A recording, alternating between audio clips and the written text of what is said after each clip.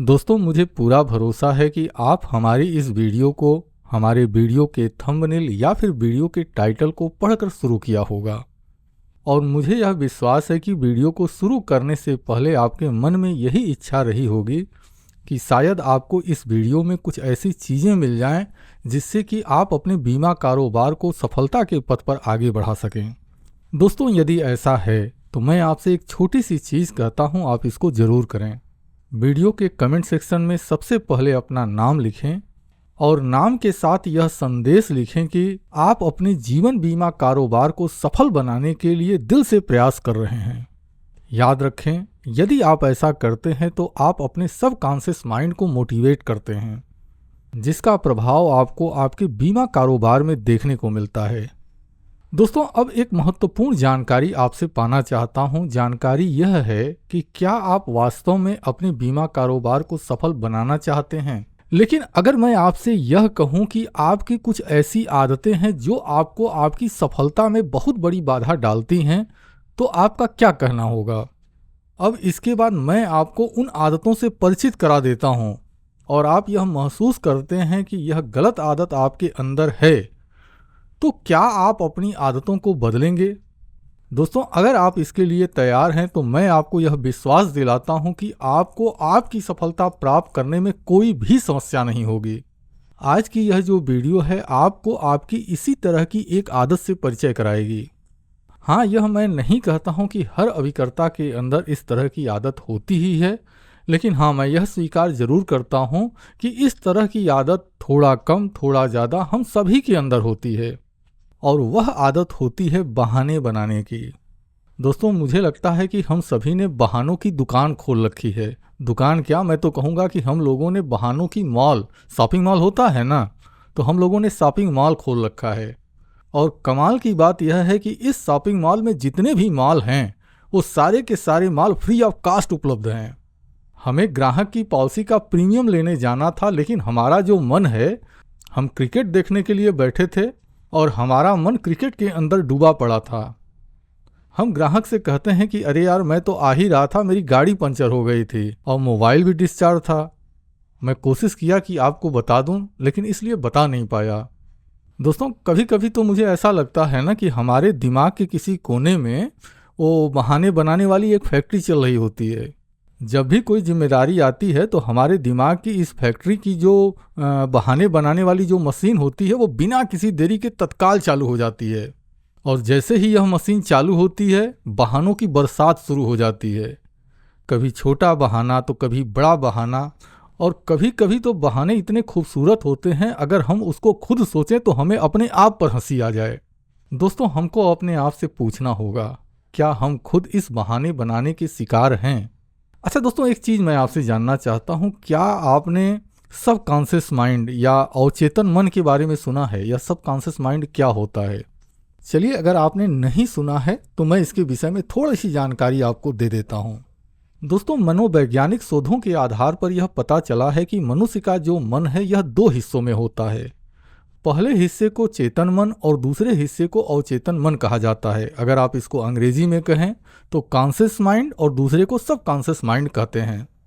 दोस्तों, यकीन मानिए, यह जो बहाने बनाने वाली आदत है ना, इस आदत में आपके अवचेतन मन यानी कि सब कॉन्शियस माइंड की बहुत बड़ी भूमिका होती है। जब आप अपने कामों को बार बार टालते हैं तो आपका जो अवचेतन मन है यानी कि जो आपका सब कॉन्शियस माइंड है, वह इसको स्वीकार कर लेता है। और सिर्फ स्वीकार ही नहीं करता है, एक दिन ऐसा आता है जब आपका अवचेतन मन खुद ही खुद अपने आप बहाना बनाना शुरू कर देता है। दोस्तों, ऐसे लोग जो बार बार बहाने बनाते हैं, कई बार ऐसा होता है कि कितना भी महत्वपूर्ण कार्य क्यों न हो, स्वाभाविक रूप से वह इस कार्य को टाल देते हैं। और कमाल की बात यह होती है कि उनको इसका एहसास भी नहीं होता। उनको इसका एहसास नहीं होता है कि वह जिस महत्वपूर्ण कार्य को टाल रहे हैं उसकी वजह से उनको कितना बड़ा नुकसान उठाना पड़ सकता है। दोस्तों, मैं तो आपसे यही कहूँगा कि अगर आप वास्तव में सफल होना चाहते हैं तो आपको अपने अवचेतन मन यानी कि यह जो आपका सबकॉन्शियस माइंड है, इसकी सच्चाई को समझना होगा। दोस्तों, कभी कभी मुझे ऐसा लगता है कि हमारा यह जो अवचेतन मन है यानी कि यह जो हमारा सबकॉन्शियस माइंड है, यह हमारा सबसे बड़ा जासूस है और यह हमारे ही खिलाफ विभिन्न तरह की साजिशें रचता है। और सबसे कमाल की बात यह है कि हम इसके द्वारा की गई साजिशों को भली भांति समझते हैं, लेकिन उसके बावजूद भी बहाने बनाने का यह जो हमारा शौक होता है, हम इसको छोड़ने को तैयार नहीं होते। दोस्तों, एक कल्पना करके देखिए, मान लीजिए कि एक क्लाइंट ने आपको फ़ोन किया और वो आपसे पूछता है कि सर, मुझको क्या है ना कि LIC का मैंने एक जीवन लाभ पॉलिसी के बारे में सुना है, तो आप हमको बता देंगे, थोड़ा सा हम जानना चाह रहे थे। तो आप ये कहते हैं कि ठीक है यार, कल शाम को हम 5 बजे आपसे मिलने के लिए आएंगे, आप फ्री रहिएगा, हम इस पॉलिसी के विषय में डिटेल जानकारी दे देंगे। अब अगले दिन सुबह 10 बजे या 11 बजे के लगभग आपकी मुलाकात आपके जो फेवरेट दोस्त हैं उनसे हो जाती है, और वो आपसे कहते हैं कि यार 2 बजे से या 3 बजे से यार पार्टी होगी, मस्ती किया जाएगा। आप भी तैयार होते हैं, आपके दिमाग में यह होता है कि यार 2-3 बजे से जो है पार्टी करेंगे और टाइम से खाली हो जाएंगे, उसके बाद हम क्लाइंट से मिलेंगे और क्लाइंट को मिलकर हम उसको उसकी पॉलिसी समझा देंगे। लेकिन होता यह है कि आप जब पार्टी में पहुंचते हैं तो आपके जो दूसरे मित्र होते हैं वो कुछ देरी से पहुंचते हैं, और पार्टी का जो टाइम है वो अब बढ़ने लगता है। 4:30 होता है, आप सोचते हैं कि यार चलो अभी चलता हूँ, लेकिन आपका अवचेतन मन तुरंत ही एक्टिव हो जाता है और वो आपको क्या कहता है, वह आपसे कहता है कि अरे यार इतनी सारी धूप है, हो सकता है कि ग्राहक सो रहा होगा। या फिर आपका अवचेतन मन आपको बताता है कि अरे यार इस टाइम शाम का समय है ना, तो सब्जी लेने के लिए बाजार चला गया होगा। और सबसे महत्वपूर्ण और सबसे बड़ी बात यह है कि आपका अवचेतन मन आपको इस बात का विश्वास दिलाने में सफल हो जाता है कि ग्राहक अपने घर पर नहीं होगा। अगर आप ग्राहक से मिलने के लिए जाएंगे तो यह आपके समय की बर्बादी होगी, आपका पेट्रोल नुकसान होगा, सिर्फ आप नुकसान में रहेंगे। इससे तो बढ़िया यह है कि आप अपने दोस्तों के साथ इस मज़ेदार पार्टी का लाभ लें। तो दोस्तों, मैं आपसे यह जरूर जानना चाहूँगा कि क्या इस तरह की जो दशा है यह आपके साथ होती है क्या? कमेंट करके बताइएगा। अच्छा देखिए, अब अगले दिन आप उस क्लाइंट से मिलने के लिए जाते हैं, और जब आपकी क्लाइंट से मुलाकात होती है तो क्लाइंट आपसे पूछता है कि यार रितेश, मैं कल तुम्हारा इंतज़ार कर रहा था यार, शाम को 5 बजे तुम आए नहीं। अब हम क्लाइंट से क्या कहते हैं, तो हम तो जो हमारा जो अवचेतन मन है उसको तो हमने एक्सपर्ट बना दिया है ना। हमको तत्काल जवाब मिलता है। जवाब क्या मिलता है? हम क्लाइंट से कहते हैं कि यार मैं तो आपके पास आने के लिए निकला ही था, लेकिन कार ही स्टार्ट नहीं हो रही थी, या मेरी बाइक ही स्टार्ट नहीं हो रही थी। या फिर हम क्लाइंट से ये कहते हैं कि अरे यार मेरी गाड़ी ही पंचर हो गई थी, मैं क्या करूं, आ ही नहीं पाया यार, उसके लिए सॉरी है, चलो हम अभी तुमको समझा देते हैं। अच्छा दोस्तों, एक बहुत ही मज़ेदार ट्विस्ट मैं आपको बताना चाहता हूं। देखिए, जब भी हम किसी भी तरह के बहाने को बनाने की कोशिश करते हैं ना, तो हमारी यह पूरी कोशिश होती है कि हम इस तरह का बहाना बनाएं कि वह बिल्कुल सटीक लगे, मतलब सामने वाले को यह महसूस न हो कि हम एक बहाना कर रहे हैं। अच्छा, एक चीज़ पूछना चाहूँगा, क्या आपने कभी अपने बहाने को सही दिखाने के लिए कभी ऐसा सोचा है कि यार अपने टायर की हवा मैं खुद से सुई चुभा देता हूँ अपने गाड़ी के अंदर और उसकी हवा निकाल देता हूँ? दोस्तों याद रखिए, आपके बहाने चाहे कितने भी बेहतरीन क्यों न हों, आप कभी कभी ग्राहक को लुभाने में असफल हो सकते हैं। लेकिन इसके बावजूद मैं दावे के साथ कहता हूं, अगर आप असफल हो जाते हैं ना, उसके बावजूद भी आपका जो अवचेतन मन है वो आपको गर्व महसूस कराने लगेगा। अच्छा चलिए, एक दृश्य आपके सामने और रखता हूं। देखिए, हम किसी भी काम में एक्सपर्ट हों या न हों, एक जीवन बीमा अभिकर्ता के रूप में ग्राहक की प्रीमियम समय पर लेना हम कभी नहीं भूलते। महीने की 24 तारीख हुई, हम क्लाइंट के घर दरवाज़ा खटखटाने पहुंच जाते हैं। 25 तारीख हुई, अरे सर वो आपकी प्रीमियम आ गई है, प्रीमियम जमा कर दीजिए। मैं प्रीमियम इस रास्ते से गुजर रहा था तो मैंने सोचा कि आपसे प्रीमियम ले लें, तो व्यवस्था हो गई हो सर तो दे दीजिए। अब ग्राहक हमसे क्या कहता है? ग्राहक की बार बार यह शिकायत होती है कि यार तुम जो है जब भी आते हो प्रीमियम के विषय में कुछ बताते ही नहीं हो कि कब प्रीमियम आनी है, मुझे तो याद ही नहीं था, मैंने प्रीमियम रखा ही नहीं है। अब हम जब अपनी बाइक लेकर लौटते रहते हैं तो हम अपने मन में सोचते हैं कि यार देखो, ये ग्राहक के पास, मेरे पास तो इतने सारे ग्राहक हैं, इतने सारे लोगों को सेवा देनी है, प्रीमियम लेना है, किसी का पता चेंज कराना है, तो किसी का कुछ कराना है, किसी का कुछ कराना है। ग्राहक की एक पॉलिसी है और वो भी उस पॉलिसी का ड्यू नहीं याद रखता है। भला ये कोई बात होती है क्या? अच्छा, मैं गलत बोल रहा हूँ भाई, ग्राहक की एक पॉलिसी है, उसको भी अपनी प्रीमियम याद रखनी है, लेकिन उसके बाद याद नहीं रखता और वो सारा का सारा ब्लेम हमारे ऊपर ठोक देता है। अच्छा देखिए, अब इसका भी एक बहाना अपने पास तैयार रहता है। इसका बहाना क्या होता है? अब सर क्या बताएं, इस महीना में जो हमारे विकास अधिकारी है ना, वो कहे हैं कि 50 को बीमा करके आना है। हमारे पास टाइम ही नहीं था, काफ़ी बिजी था सर, इस वजह से नहीं आ पाया, नहीं तो मैं आपको सूचना दे दिया होता। या फिर हम ग्राहक से कहते हैं, अरे सर मुझको तो लगा था कि आप अपने पॉलिसी की प्रीमियम ऑनलाइन ही जमा कर दिए होंगे।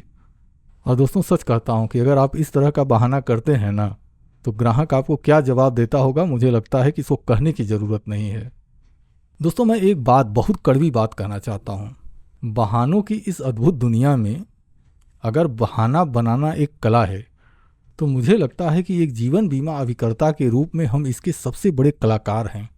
लेकिन याद रखिए, समय रहते अगर आप इस सत्यता को स्वीकार नहीं करते हैं और इसको बदलने का प्रयास नहीं करते हैं, तो एक दिन जरूर ऐसा आएगा जब आपको आपकी इस कला के लिए ना बहुत बड़ा मुआवजा भुगतना पड़ेगा, और उस दिन पछतावे के सिवाय आपके सामने कोई भी चीज़ नहीं रह जाएगी। चलिए अब थोड़ा सा हम नई पॉलिसी की बात कर लेते हैं ना।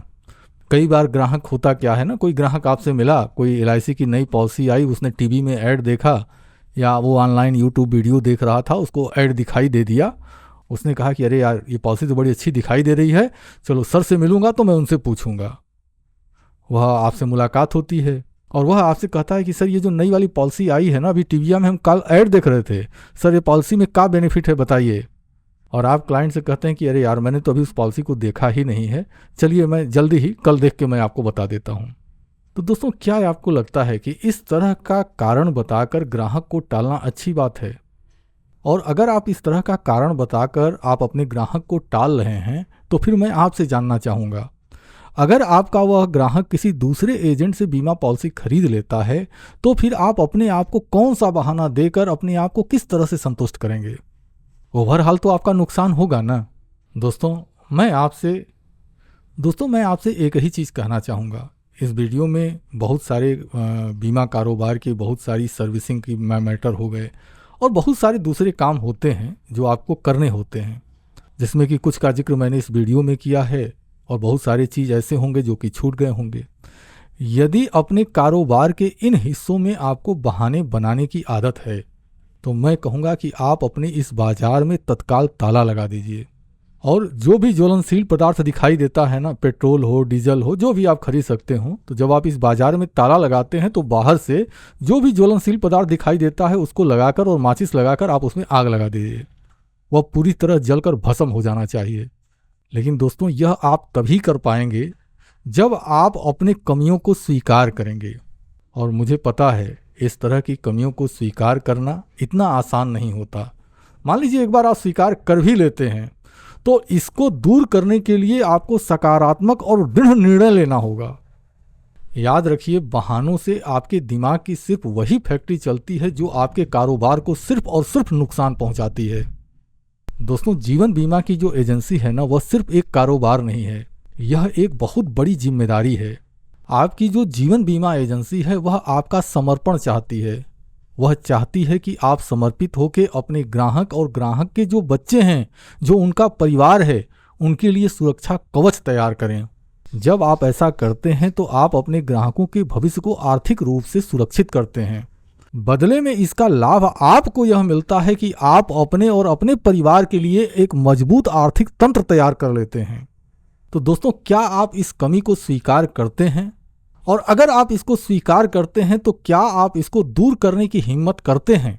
अगर आप वास्तव में अपने जीवन बीमा कारोबार को सफल बनाना चाहते हैं तो मैं चाहूँगा कि अब की बार कमेंट करके यह लिखें कि आप अपने बीमा कारोबार को सफल बनाने के लिए इस तरह की, यह तो एक बहुत छोटी सी चुनौती है, किसी भी तरह की चुनौती का सामना करने के लिए आप दिल से तैयार हैं और आप उसको दूर करके ही मानेंगे। वीडियो अगर अच्छी लगी हो तो लाइक कर दीजिएगा और इसी तरह की जानकारी से भविष्य में भी अपडेट रहने के लिए हमारे YouTube channel Ritesh LIC advisor को जरूर सब्सक्राइब कर लीजिएगा। और अगर आपने चैनल को पहले ही सब्सक्राइब कर लिया है, और मुझे यकीन है कि आपने सब्सक्राइब कर ही लिया होगा, तो उसके लिए मैं दोनों हाथ जोड़कर आपको दिल से धन्यवाद देता हूँ। चलिए अब मैं अपनी इस वीडियो को समाप्त करता हूँ, इस वादे के साथ समाप्त करता हूँ कि बहुत जल्द अगली वीडियो में फिर से आपके सामने उपस्थित रहूँगा। तब तक के लिए जय सिया राम जी।